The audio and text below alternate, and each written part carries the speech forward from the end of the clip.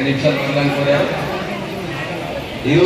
రామకృష్ణ కల్లేరు ఉమ్మడి మండలంలో ఇంత అత్యంత వైభవంగా ఇక్కడ ఒక పుణ్యక్షేత్రం వెలువడిందంటే ఇది మన కరణ్ మహారాజు గారి కృప. ఇక్కడ నా భాగ్యం విఠలేశ్వరుడు కలిపి సౌభాగ్యం ఏంటంటే ఇక్కడ ఫస్ట్ నుంచి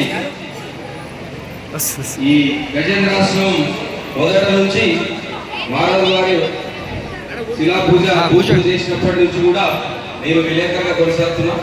96-97 సంవత్సరంలో ఇక్కడ గజేంద్ర ఆశ్రమం కోసం విఠలేశ్వర మహారాజ్ దేవాలయ నిర్మాణం కోసం భూమి పూజ చేయడం నుంచి కూడా మహారాజు గారితో ఉండడం నా అదృష్టంగా భావిస్తున్నా.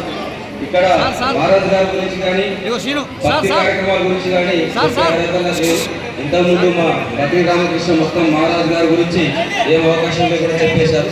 ఒకటి ఏంటంటే మన మహారాజు శిష్యులంగా అందరూ ఉపదేశం తీసుకున్న వాళ్ళు కావచ్చు, భక్తులు కావచ్చు, విఠలేశ్వర భక్తులు కావచ్చు. ముఖ్యంగా ఏంటంటే మహారాజు గారి ఓపికను మనకి ఇవ్వాలని కోరుకోవాలి.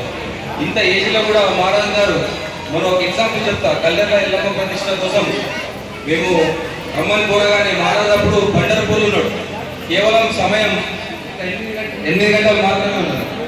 సమయం మహారాజు అప్పటికి కలిసిపోయాడు. బోధనలో ఒక కార్యక్రమం ఉంది, కళ్యాణలో ఉంది, పండరపూర్ ఉన్నాడు. ఈ మూడు గ్రామాలకు రావాలి మహారాజు. ఉన్నది 8 గంటలు. అయినప్పటికీ కూడా వారు ఎంతో వ్యయ ప్రయాసాలు కోర్చి ఆ ఏజ్లో కూడా మన కోసం, మనందరి కోసం వారు మన భక్తి కార్యక్రమంలో పాల్గొంటున్నారు. వారి ద్వారా మనకు ఆశీర్వాదం ఒకటే కోరుకుంటాం. ఎప్పుడు చూడలేదు, నవ్వుతూ ఉంటాడు. ఆ ఓపిక ఎన్ని గంటలైనా ఎలాంటి ఆహారం ముట్టుకోకుండా, ఎలాంటి అన్నపానీయాలు లేకుండా కూడా వాళ్ళు ఉండడం అంటే సాక్షాత్తు ఆ భగవత్ స్వరూపులే మహారాజు అనుకుంటున్నాం. వారికి పాదాభివందనం చేస్తూ ఈ అవకాశం ఇచ్చిన మహారాజు గారికి మరోసారి గురుపూర్ణిమ శుభాకాంక్షలు తెలుపుకుంటూ జై శ్రీరామ్, జై విఠలేశ్వర.